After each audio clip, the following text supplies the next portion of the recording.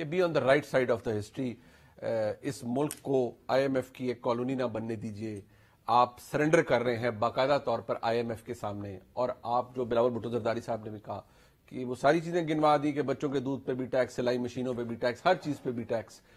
اس طرح نہ کیجیے. تو کیا آپ کو لگتا ہے کہ آپ کی حکومت واقعی کچھ ایسا کرنے جا رہی ہے آؤٹ آف کمپلشن جو کہ اس ملک کے لیے بڑا برا ثابت ہوگا آنے والے دنوں؟ دیکھیں منیب، بات یہ ہے کہ جو اپوزیشن باتیں کر رہی ہے وہ تو ایک پاپولسٹ، کیونکہ ان کے پاس نہ تو کوئی پروگرام ہے نہ ان کے پاس کوئی سلوشنز ہیں.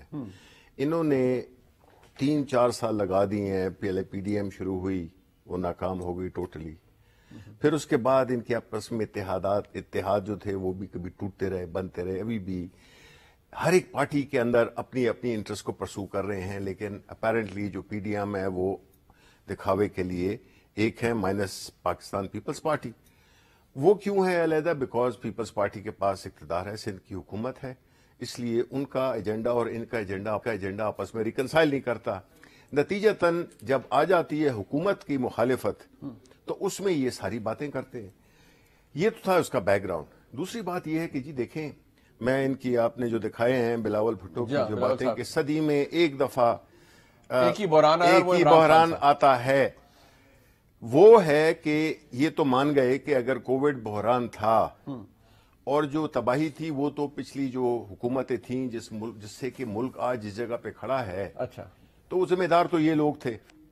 اور یہ چاہے آپ اس کا برا منائیں کہ جی ہم ہمیشہ یہ کہتے رہے ہیں ہم نے چیزوں کو کانٹیکس میں ڈالنا ہے کہ ملک یہ نہیں تھا کہ وہ کوئی سوئٹزرلینڈ تھا جس کو ہم نے صومالیہ بنا دیا. صومالیہ فائنینشلی اور انسٹیٹیوشنلی یہ چھوڑ گئے تھے، اس کو ہم اب بہتر ملک بنانے کی کوشش کر رہے ہیں ہم. بالکل. دوسری بات یہ ہے کہ دیکھیں ان کی جو اکنامک پالیسیز تھی، جس طرح کہ ابھی یہ شور کر رہے ہیں نا کہ جی روٹی پہ ٹیکس لگا دیا، ڈبل روٹی پہ لگا دیا، اس پہ لگا دیا، لگ رہا ہے نا اس پہ غلط. دیکھیں بالکل. اور وہ ٹیکس جو ہے تو صرف یہ تو نہیں ہے کہ اپوزیشن کے لیے ہے، وہ سارے پاکستان کے لیے ہے. آپ مجھے بتائیں کہ جی جتنا بھی ہم کہتے ہیں جی 50 سال نہیں، آپ ڈکٹیٹرشپس کو مائنس کر دو، جو 30 سال جس میں کہ سویلین حکومتیں رہی ہیں، اس میں پی ٹی آئی کا جو حصہ ہے وہ صرف 3 سال کا ہے. ٹھیک ہے.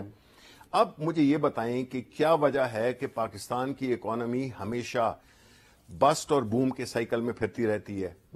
یہ جو کہتے ہیں، جس میں کہ لاسٹ جب ان کے دن تھے جس میں کہ ان کا فائنانس منسٹر آن ریکارڈ ہے اسمبلی کے فلور پہ، اس نے کہا تھا کہ ہمیں آئی ایم ایف جانا پڑے گا.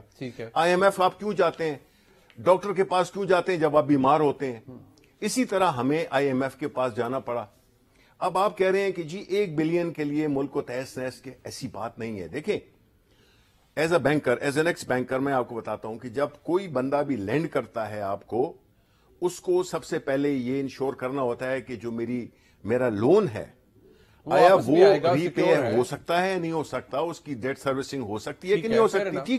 ٹھیک ہے. اب اگر آپ نے ملک کو ایک ایسے سٹرکچر میں ڈالا ہوا ہے جس میں کہ صرف آپ کی ہر چیز قرضے پہ ہے، بتا دیں یہ اپنے زمانے میں ہماری دفعہ تو جو پرائمری بیلنس ہے وہ تو پلس میں ہے، یعنی کہ ہماری جو آمدن اور ہماری جو اخراجات ہیں وہ تو بیلنس ہے.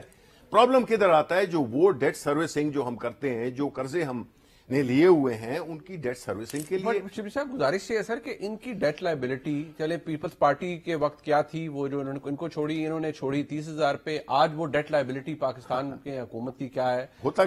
ہم نے ڈالر ڈیویلیویشن سے کتنا ڈیٹ میں اضافہ کر لیا ہے. آپ نے پالیسی ریٹ کو 13.25% پہ لے گئے، اس سے کتنا اضافہ ہو گیا. بٹ دا کوسچن ریمینز، کیا آپ پاکستان کے اسٹیٹ بینک کو یا پاکستان کو خدا نخواستہ ایک کالونی بنانے جا رہے ہیں اسٹیٹ بینک کی آٹونومی اتنی دے کر، کیا آپ اس کو کسی اور طاقت کے کنٹرول میں دیں؟ میں سمجھ گیا آپ کا سوال، سمجھ گیا ہوں. دیکھیں یہ تو ہوئی ہے جس طرح میں نے پہلے کہا نا کہ یہ تو ایک سطحی باتیں ہیں کہ جی پاکستان کو کالونی، آپ کہہ رہے ہیں فیکچولی غلط، بالکل غلط ہے. یہ بالکل غلط ہے. اس کی میں وجہ آپ کو بتاتا ہوں. آپ اگر کہتے ہیں مجھے دیتے ہیں ٹائم، اسٹیٹ بینک کا ایشو علیحدہ کر لیتے ہیں اور جو یہ منی بل ہے یہ علیحدہ کر دیتے ہیں، پھر ساتھ میں بلا دیتے ہیں کہ $1 بلین کے لیے ہم یہ سب کچھ کر رہے ہیں.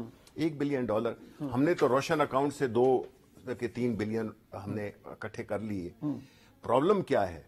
پرابلم یہ ہے کہ it is just not 1 billion. آپ کو پتا ہے کہ جتنی بھی ملٹی لیٹرل ایجنسیز ہوتی ہیں، چاہے وہ فرانس کلب ہو یا وہ اور multi lateral Asian world bank, یہ ساروں کے یہ جڑے ہوتے ہیں، ان کی ممبرشپ کامن ہوتی ہے تو یہ نہیں ہوتا کہ جی آپ آئی ایم ایف کو کہو کہ جی ہم آپ کی بات. پہلی بات تو یہ ہے کہ دیکھیں جی اس میں تو کوئی بحث ہے نہیں کہ اس ملک میں کوئی ٹیکس دیتا نہیں ہے. آپ مجھے بتائیں 22 کروڑ عوام میں صرف 30 لاکھ روپے 30 لاکھ ٹیکس پیئرز ہیں. 3 ملین ٹیکس پیئرز ہیں. اب آپ مجھے بتائیں کہ یہ پورا ملک اور ہر چیز پہ سبسڈی, ہم سبسڈیز کے عادی کر دی ہے. یہ ان کی مہربانیاں ہیں جو ہماری حکومتیں گزری ہیں کہ لوگوں کو ایک ٹیکا لگا دو جس میں وہ اس میں چلے جائیں کہ جی وہ قرض کی پیتے تھے. میں یہ سمجھ کر ایک آپ کا تو کلیم یہ تھا نا کہ ہم ٹیکس ریونیو بھی بڑا اوپر لے جائیں گے, تو ہم تو ہسٹوریکلی لے آئے ہیں. بیلنس شیٹ سب کچھ آپ کے سامنے. میری بات سنیں منیب, ہم تو لے آئے ہیں 6 ٹریلین ہائیسٹ ہم نے جو ہے تو وہ کیا ہے, ٹیکس کلیکٹ کیا ہے. نہیں ہے کرنا ہے ہم نے ابھی تک. وہ آگے ہوگا نا سر, 6 ٹریلین نہیں ہے لاسٹ فائنینشیل ایئر میں نہیں ہے. اس وقت ہم نے اپنے جتنے بھی جو ہمارے کوارٹرلی ٹارگٹس تھے ہم اس سے ایکسیڈ کیے ہم نے, نمبر 1. دوسری بات دیکھیں دیکھیں منیب, آپ چیزوں کو کانٹیکس میں جب لگائیں نا تو پھر آپ کو پتا چلے گا. اگر آپ نے ابھی ایک وہ یہ ہے کانٹیکس کہ آپ یہ بار بار بھول جاتے ہیں کہ بھئی یہ ملک اور یہ پورا جو عالم ہے, دنیا ہے, یہ ایک کرائسس سے دوچار ہے اس وقت. کوئی بھی ملک نہیں, آپ یہ دیکھیں نا, یہ نہیں کہیں. آپ مجھے یہ بتائیں کہ آپ کیسے کہہ سکتے ہیں کہ ایک تباہی آئی ہے, ایک پوری دنیا پہ آئی ہے, اس میں Pakistan has fared extremely well جس کی کہ انٹرنیشنل ریکگنیشن ہے. آپ یہ سمجھتے ہیں کہ آپ ان ساروں کی انٹیگریٹی کے اوپر ظاہری بات ہے, آپ کہتے ہیں انہوں نے تو صرف پاپولسٹ باتیں کرنی ہوتی ہیں. دا فیکٹ ریمینز, میرا سوال اپنی جگہ موجود ہے, کیا آئی ایم ایف کو جو اٹانومی آپ دینا چاہ رہے ہیں, جو اسٹیٹ بینک کو اٹانومی دینا چاہ رہے ہیں, کیا اس سے پاکستان کی یا سوورنٹی کے حوالے سے, بلاول بھٹو زرداری صاحب نے کہا جی دفاعی بجٹ آپ ایک اکاؤنٹ میں لے جائیں گے, ایک اکاؤنٹ سے آپریٹ کریں گے, پاکستان کا نیوکلیئر پروگرام اور اس کے اوپر سپینڈنگ آپ دنیا کو سامنے ایکسپوز کر دیں گے, از اٹ فیکچولی ٹرو اور ناٹ؟ نہیں, دیکھیں میں آپ کو بتاتا ہوں. جہاں تک اسٹیٹ بینک کا تعلق ہے, ایک تو یہ کہ گروی رکھنا ٹوٹلی فالس ایگزیجریشن ہے. میں اس کے پوائنٹس آپ کو بتا دیتا ہوں. نمبر 1 کہ یہ کہتے ہیں کہ جی اس کا جو گورنر ہوگا وہ آل اینڈ آل ہوگا. Number 1 governor all and all ہوتا ہے. اس نے اسٹیٹ بینک کا رول کیا ہے, مانیٹری پالیسی, ایکسچینج ریٹ, ان دونوں کو. ٹھیک ہے, ہوتا ماضی میں کیا تھا کہ آپ نے یہ تو کہتے تھے نا کہ آپ ادھر کی گروی بنا رہے ہیں, ہم تو اس کو انڈیپینڈنس دے رہے ہیں. ان کے زمانے میں ہوتا کیا تھا, ایک سیکنڈ ہے جی, کہ آپ کو پیسے میں جہاں شارٹ فال ہوا آپ نے نوٹ پرنٹ کرا دیے, آپ نے اسٹیٹ بینک سے بوروئنگ کر دی. ہم نے تو ایک پیسہ بھی اسٹیٹ بینک سے نہیں لیا. مقصد یہ ہے کہ اگر آپ نے اسٹیٹ بینک کو پروفیشنلی چلانا ہے تو آپ کو اس سے وہ جو مس یوز کی جو پاسبلٹی کہ جی اپنے بندہ پسند کا لگا دیا, نوٹ چھاپو, قرضے معاف کراؤ, لون آف سیٹ کراؤ, یہ ساری چیزیں نہیں ہوگی. ایک انڈیپینڈنٹ بورڈ ہوگا جو کہ گورنمنٹ اپوائنٹ کرے گی. تو اس میں کہاں سے سرنڈر آ گیا؟ اپوزیشن. احسن صاحب بات یہ ہے کہ میں نے اس لیے ذرا شبلی صاحب سے ڈیٹیل میں بات پوچھی, انہوں نے کیٹیگوریکلی ڈینائی کیا ہے جو بھی آپ کے کلیمز ہیں اسمبلی کے اندر, چاہے بلاول صاحب کریں یا شہباز شریف صاحب فرمائیں. آپ کانٹریڈکٹ کر سکتے ہیں ایک بھی بات جو شبلی صاحب فرما رہے ہیں؟ جی میرا خیال ہے کہ بہت ادب اور احترام کے ساتھ انہوں نے بھی بیسکلی 2 چیزوں میں فرق کیا. میں بھی اسی طرح بات کروں گا. ایک ایشو ہے منی بجٹ کا جس میں 350 ارب کے اضافی ٹیکس لگ رہے ہیں, اور آپ حکومت کی منطق یہ دیکھیے کہ وزیر خزانہ یہ کہتے ہیں کہ عوام پہ 2 ارب کا بوجھ پڑے گا, اور 350 ارب کی ہم جو ٹیکس کی ایگزیمپشن ہے وہ ختم کر رہے ہیں. بھئی آپ 350 ارب کی اگر ایگزیمپشن ختم کر رہے ہیں تو وہ ٹیکس بھی کسی نے ادا کرنا ہے نا, وہ کوئی فرشتے ادا کریں گے, وہ بھی عوامی ادا کریں گے. تو آپ کیسے کہہ سکتے ہیں کہ 2 ارب کا صرف اس پہ امپیکٹ پڑے گا؟ اچھا, پھر ابھی آپ ذرا مظاہرہ کیجئے, جون 2021 میں جب ہم بجٹ تقریر کے دوران یہ کہہ رہے تھے کہ حکومت نے تمام اعداد و شمار جو ہیں یہ غلط دیے ہیں, حکومت نے بجٹ غیر حقیقت پسندانہ دیا ہے, اور 6 مہینے کے اندر حکومت منی بجٹ لائے گی. آپ ریکارڈ سے یہ تقاریر نکلوا لیجئے, میری بھی ہے, لیڈر آف اپوزیشن کی بھی اور دیگر اراکین کی ہے. شوکت ترین صاحب یہ کہہ رہے تھے خاصی کاوش کے بعد حکومت آخرکار معیشت کو استحکام بخشنے اور ترقی کی راہ پہ ڈالنے میں کامیاب ہوئی. زراعت صنعت کی کارکردگی غیر معمولی رہی, ٹیکس وصولیوں میں شاندار اضافہ ہوا, برآمدات ماضی کے مقابلے میں سب سے زیادہ ہیں. اب مسئلہ یہ ہے کہ آپ کی معیشت مستحکم ہوگی, آپ کی زراعت انپریسیڈنٹڈ گروتھ, صنعت انپریسیڈنٹڈ گروتھ, ایکسپورٹس جو ہے انپریسیڈنٹڈ گروتھ. تو بھائی یہ 350 ارب کا ٹیکس ڈالنے کی پھر کیوں ضرورت پڑی آپ کو؟ یا آپ اس وقت جھوٹ بول رہے تھے, یا اب آپ لوگوں کے ساتھ ظلم کر رہے ہیں؟ اصل بات یہ ہے کہ آج جن ہارش کنڈیشنلٹیز کا ہمیں سامنا ہے، دیکھیے آئی ایم ایف کے پاس جانا کوئی جرم نہیں ہے، اس لیے کہ I M F is a lender of last resort for all the member countries, member states, ٹھیک ہے، ہر ملک جاتا ہے۔ اصل بات یہ ہے کہ آپ شرائط کیا طے کرتے ہیں۔ ہم نے بھی آئی ایم ایف سے پاکستان کی تاریخ میں غالباً پہلی دفعہ یا دوسری دفعہ، غالباً پہلی ایک دفعہ ہوا ہے کہ پورا پروگرام گریجویٹ کیا، اور ہم نے اس میں عوام پر کوئی مہنگائی نہیں آنے دی، ہم نے پاکستان کے اندر کوئی شوق نہیں آنے دیا، اکانومی کو، گروتھ کو بھی بڑھایا، ٹیکس ریونیو کو بھی دگنا کیا، اور کامیابی سے اس ہم پروگرام سے نکلے۔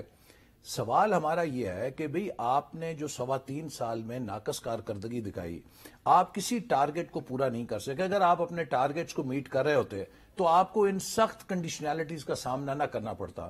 آئی ایم ایف نے، جیسے انہوں نے خود کہا کہ وہ ایک لینڈر ہے، اس نے اپنے پیسے کو سیکیور کرنا ہے۔ جب انہوں نے اپنی صلاحیت ٹو پرفارم دکھائی کہ وہ نہیں ہے، یہ نئے ذرائع نہیں تلاش کر سکتے، انہوں نے پھر نچوڑا کہ بھی ہمیں تو پیسے چاہیے، آپ اپنی بکس کو ٹھیک کریں، جہاں سے بھی نکال کے دو، ہمیں نکال کے دو۔ بٹ احسن صاحب آپ خود بتائیں سر کہ جو 3.5 کروڑ روپے کے 3.5 ارب روپے کی جو ٹیکس ایگزیمپشن ہے، اگر یہ واپس لی گئی ہے، میں کل بھی اس کے اوپر بات کر رہا تھا کہ taxing rich is not a bad idea, rich امیر لوگوں سے ٹیکس لینا چاہیے تو اچھی بات ہے، کسی بھی ریاست کو لینا چاہیے۔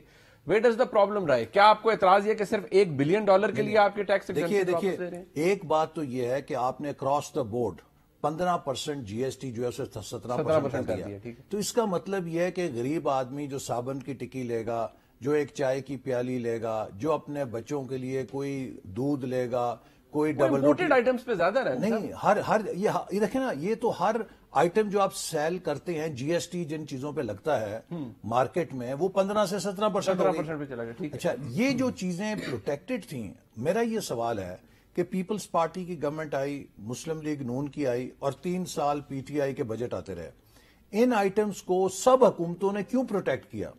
اس لیے پروٹیکٹ کیا کہ ان کا تعلق براہ راست عوام کے ساتھ تھا، یا ان کا تعلق براہ راست ہمارے پروڈکشن کے ساتھ تھا، پروڈکٹیو سیکٹرز کے ساتھ تھا، کہ جس پہ ہر حکومت یہ سمجھتی تھی کہ یہ ایگزیمپشن اس لیے ضروری ہے کہ ہماری جو معاشی صحت ہے اس پہ برا اثر نہ پڑے۔ تو اس کو مضر صحت سمجھا جاتا تھا ہر دور میں۔ یہ جو ایگزیمپشنز تھیں اسی لیے دی گئی تھیں کہ ان کو ہم نے ٹیکس نہیں کرنا۔ مثال کے طور پہ اب پرائم منسٹر صاحب سب سے بڑے چیمپئن ہے جی، سٹنٹنگ، بچوں میں سٹنٹنگ۔ بھئی آپ نے جو بچوں کا دودھ ہے، اس کے فارمولے ہیں، جو نیوٹریشن کے سورس ہیں، ان ساروں کو ٹیکس کر دیا۔ آپ نے دوائیوں کو ٹیکس کر دیا۔ آپ نے آج مجھے بتائیں کون سا غریب آدمی ہے جو ڈبل روٹی نہیں کھاتا؟ بیکری سے ہر آئٹم کو آپ نے ٹیکس کر دیا۔ آپ نے کمپیوٹرز کو ٹیکس کر دیا۔ اچھا مجھے سر یہ بتائیں، ابھی آپ نے کیونکہ ذکر اس بات کا کیا، یہ ظاہری بات ہے، اب اس کے اوپر آپ کا اعتراض اپنی جگہ، لیکن اسٹیٹ بینک کی اٹانومی کے حوالے سے، اس کو خود مختاری دینے کے حوالے سے حکومت، میں شبلی صاحب ہی نہیں، ہر کوئی یہ کہتا ہے کہ یہ پورا جو آپ کا سوچ ہے اس حوالے سے یہ غلط ہے۔ ہم اسے کوئی کالونی نہیں بنا رہے، اکاؤنٹیبلٹی ہوگی not to an individual but to the parliament. دیکھیے ہم نے اسٹینڈنگ کمیٹی میں وہ سارا لا جو ہے اس کو ایگزامن کیا، اور ہم نے کہا کہ وہاں پہ کلوز بائی کلوز ہمیں اجازت دیں کہ اس کو ریویو کریں۔ پہلی بات تو یہ ہے کہ وہ قانون جو آئی ایم ایف کے ساتھ یہ کئی مہینے اور ہفتے بحث کرتے رہے، نیشنل اسمبلی کی اسٹینڈنگ کمیٹی میں 2 گھنٹوں میں انہوں نے بلڈوز کیا، اور کلوز بائی کلوز ہمیں ریڈ نہیں کرنے دیا۔ میں نے اس کے اوپر اپنا نوٹ آف ڈسینٹ دیا ہے۔ اب دیکھیے جو موٹی موٹی چیزیں کیا ہیں، سب سے پہلی بات یہ ہے کہ کسی ملک میں مانیٹری پالیسی اور فسکل پالیسی میں کوارڈینیشن ہونی چاہیے۔ اگر یہ ڈس جوائنٹ ہو جائیں تو اس کی اپنی کمپلیکیشن کیسے ہو جائیں گی؟ تو ہمارے ہاں ایک monetary and fiscal policy coordination board ہوتا ہے، اس کو ختم کر دیا گیا ہے۔ لہٰذا اب کوئی انسٹیٹیوشنل میکنزم نہیں ہے کہ آپ مانیٹری اور فسکل پالیسی کو کیسے کوارڈینیٹ کریں گے۔